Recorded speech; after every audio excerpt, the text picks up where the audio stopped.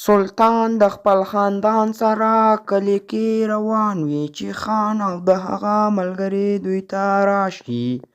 د کلي خلک دوی ډېر زیات وډوبوي. سټوري مکمله ویډیو کې ده.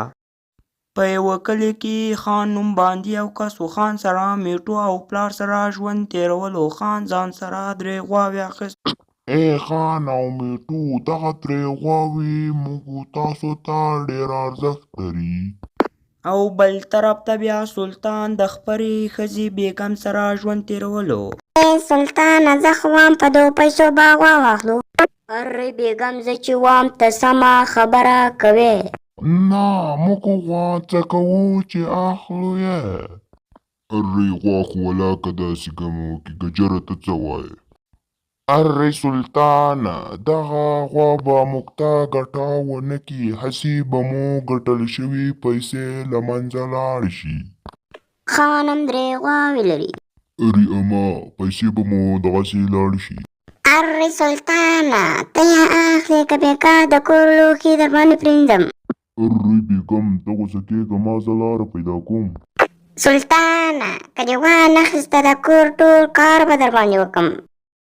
ټیک ده بیګم، زه به یې واخلم. ای کټایه، راځه چې ځو.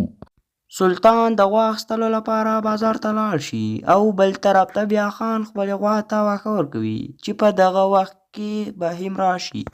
ای خانه، سلطان هم غوا اخلي.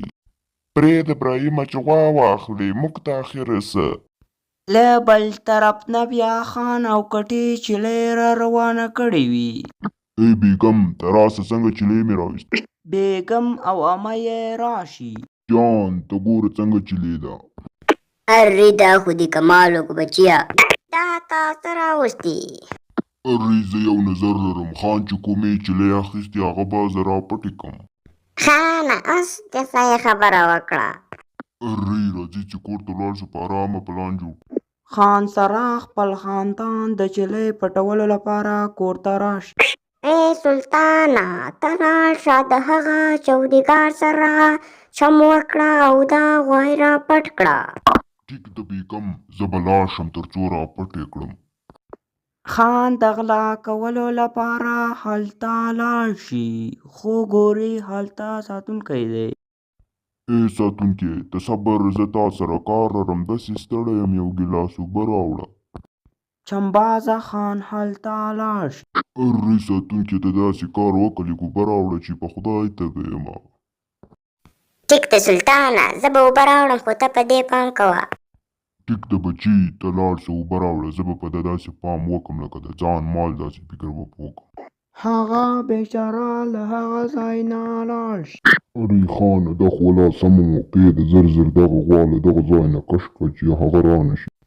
خان غوا باندې اخته وي چې غوا یې په لغته ووهي او لاندې واچوي. ارې ظالمې، زه خو تا داسې واچولم لکه بیخي چې انسان یم، په ما کې دې غول شړومبي کړه.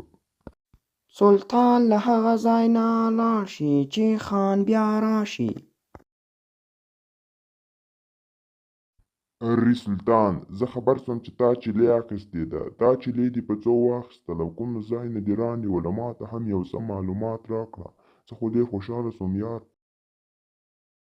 ارې خان، دا مې دلته په د لاندې بازار کې واخیستله، پوه شوې یار، دغه لاندې بازار کې.